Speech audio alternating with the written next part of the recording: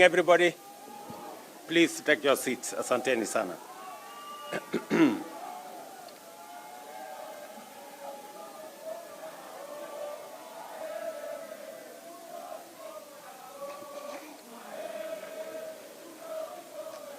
Asanteni sana. Thank you.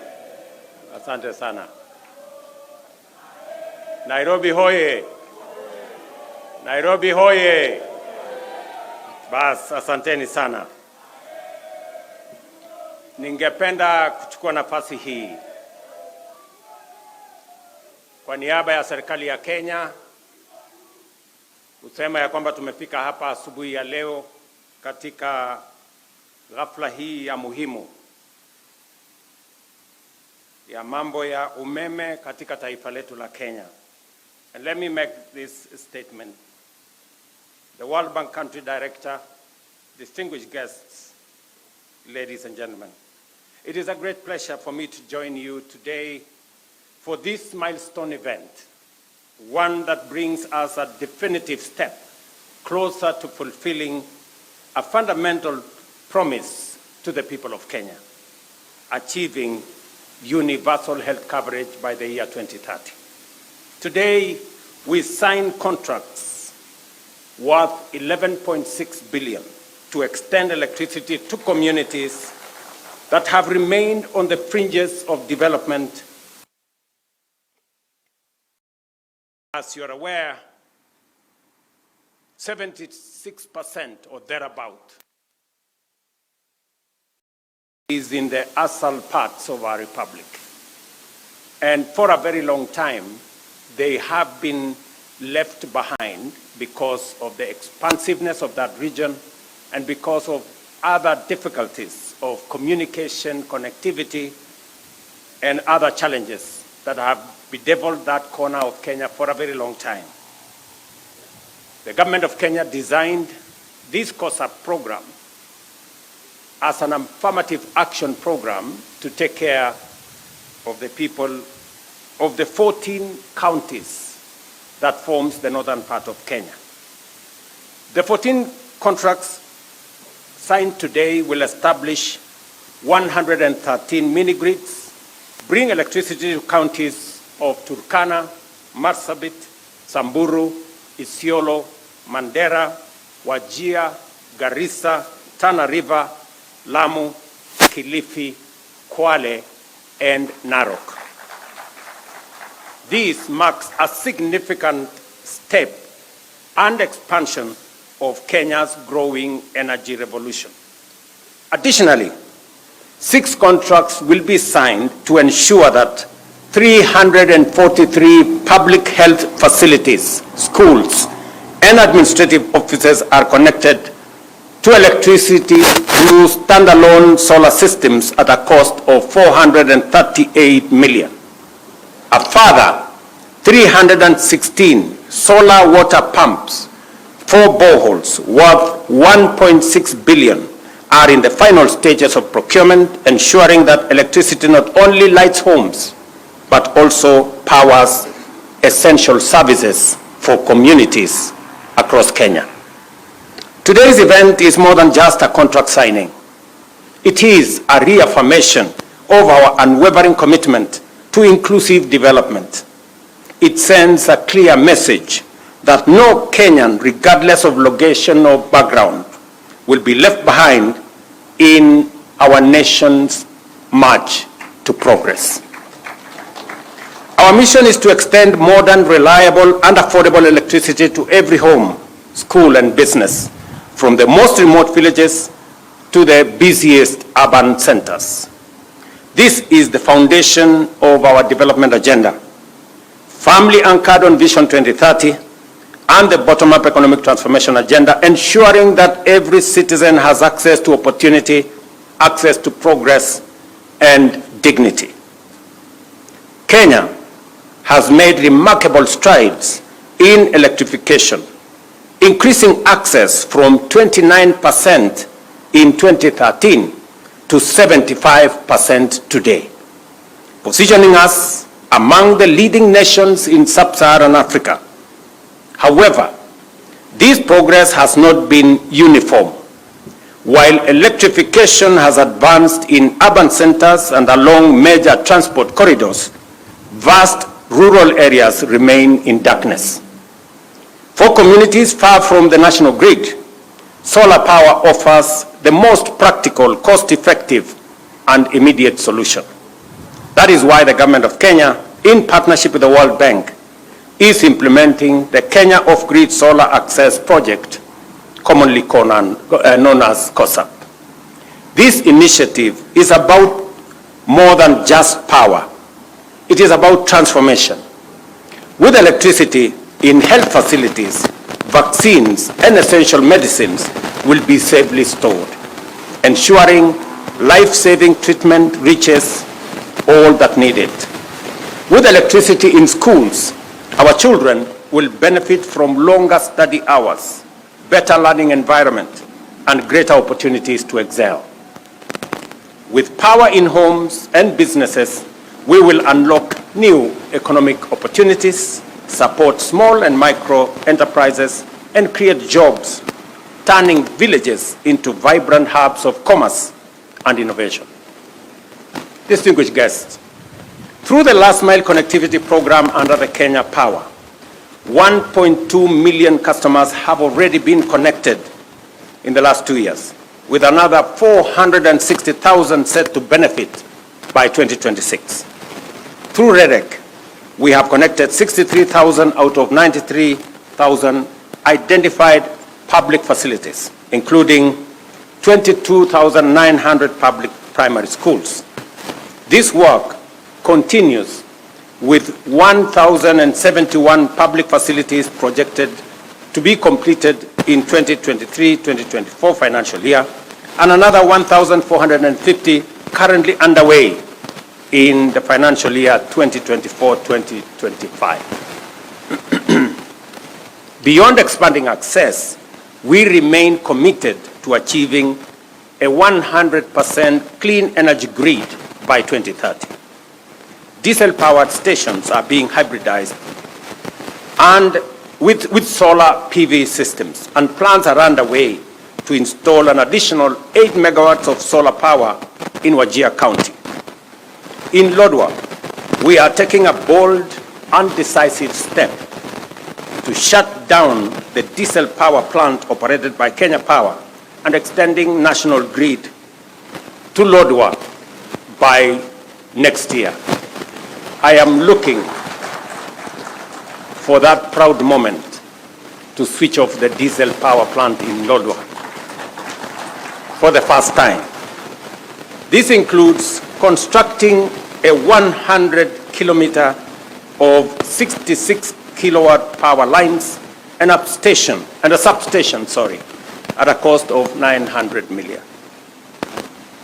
These projects are clear statements of intent. We are reducing our dependence on costly and polluting diesel power, cutting energy costs, and reinforcing our climate commitments while enhancing access to our communities, to our villages, and to our towns. Until every household, school, business, and health. And I want to confirm 7 years we've had estates, or in fact areas like Kosovo here in Hospital Ward, Mukuru kwa Njenga, Mukuru kwa Ruben, Mugumoini in Embakasi West, that have lived in darkness for the last 7 years. I have given very firm instructions to the ministry, to REDEC, and to Kenya Power to develop a mechanism where we will light up those estates and those areas of Nairobi. It cannot be that in the capital city of Kenya, there are citizens living in darkness.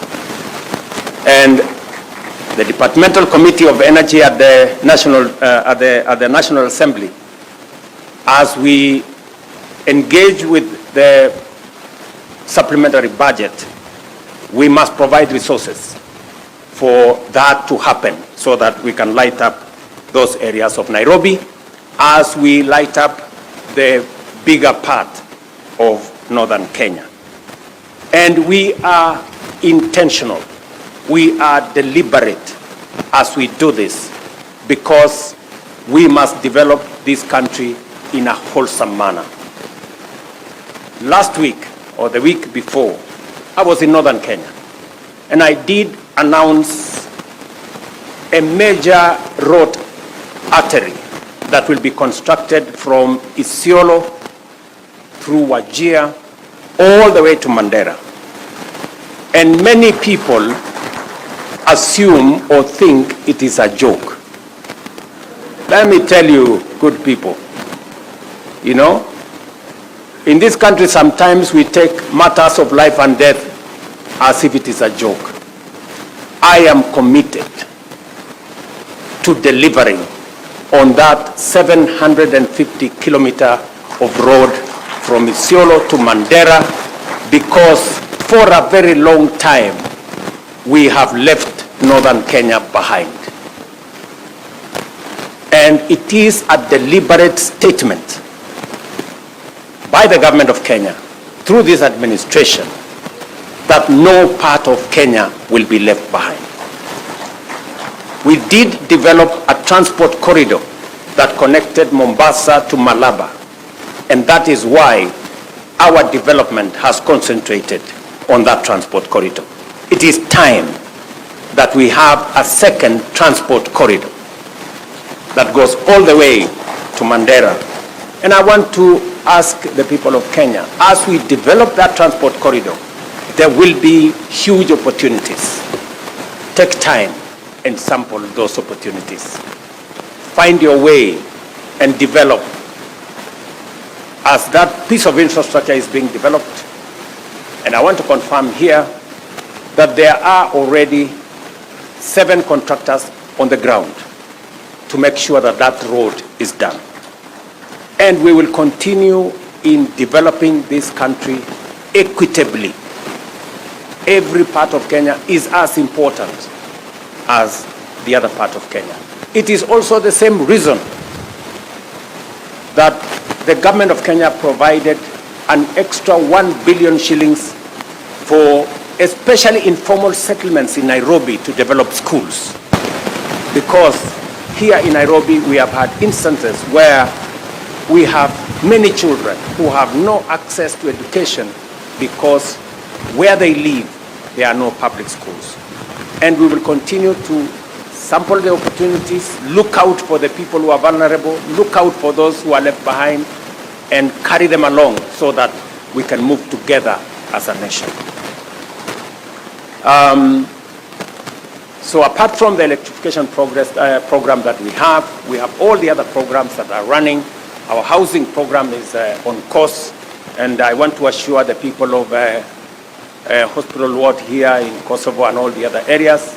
Your member of parliament has been on my case so many times, but I want to assure them and to assure your people, Mheshimiwa, that this morning there was an inspection by the leadership of the Kenya Police. We are going to provide land to develop our affordable housing program so that the people who gave way on the Nairobi River can be given the first priority as we develop our affordable housing program.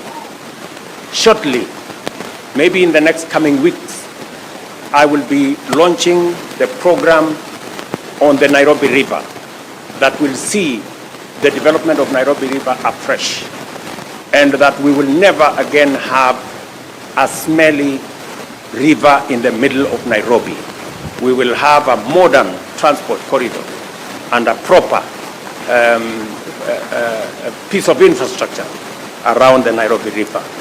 Again, it is because we must do the things we must do to change our country, irrespective of all the other things and all the other considerations that ordinarily inform decisions that have political ramifications. To the contractors, signing these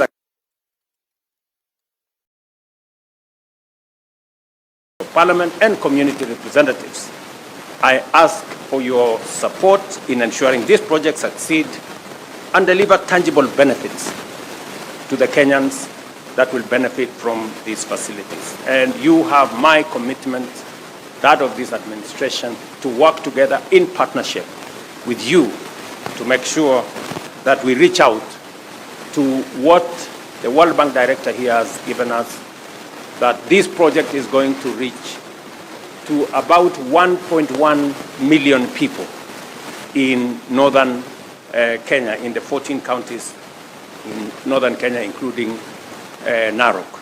So as we build this synergy, I want to ask us, as the people of Kenya, to be united as we focus on the development of our country. Elections are a one-day affair. Development is an everyday affair. And we must focus our energy on making sure that we close ranks in matters to do with the progress of our nation. And we ensure that we leave no one behind, and we engage everyone along the way as we build a nation, as we work on our development, as we work on our progress, as we work on creating jobs and having a nation that we can all be proud of. So let me encourage all of us as we conclude this event that I am looking forward to working with all the leaders, especially on the subjects that are important to the development of our country and that affect the people of the Republic of Kenya, because that is our calling, that is our responsibility, that is our assignment. Thank you very much to all of you leaders who have come to this event and all the other stakeholders who have come to participate in this event. I look forward to working with you. Asanteni sana. Tafadhali tunaweza keti chini kidogo. So viongozi wa Nairobi wameniuliza ya kwamba kuna sehemu ziko na matatizo ya umeme, vile nimesema hapa. Tayari tushakubaliana mpango ambayo tutakuwa nayo. Watu wa REREC, watu wa Kenya Power chini wa uongozi wa wizara watapanga haya maneno, na tumeambia kamati ya bunge wakati tunatengeneza budget ya supplementary next week tuhakikishe ya kwamba kutakuwa na pesa ambayo itasaidia kuanzisha hiyo program. Tumekubaliana vile vile wakati tunatengeneza Kenya kwa ujumla. Kila sehemu ya Kenya ni ya muhimu. Leo tunazungumzia stima Northern Kenya, mahali kwa muda mrefu wamebaki nyuma na wamebaki kwa giza. Pia tunazungumzia wale wako katikati yetu hapa Nairobi. Kuna sehemu ya Nairobi pia vile kuna giza kule Northern Kenya, pia kuna giza hapa Nairobi katikati. Na tumesema pia hawa watu wa Nairobi wanaoishi hapa Kosovo, Mugumoine kule Embakasi West, wale wanaoishi Mukuru kwa Njenga, Mukuru kwa Ruben na sehemu zingine za Nairobi ambazo bado ziko na giza, pia tutawashughulikia ndio tuweze kuhamasisha Wakenya wote na tuweze kutembea kwa pamoja.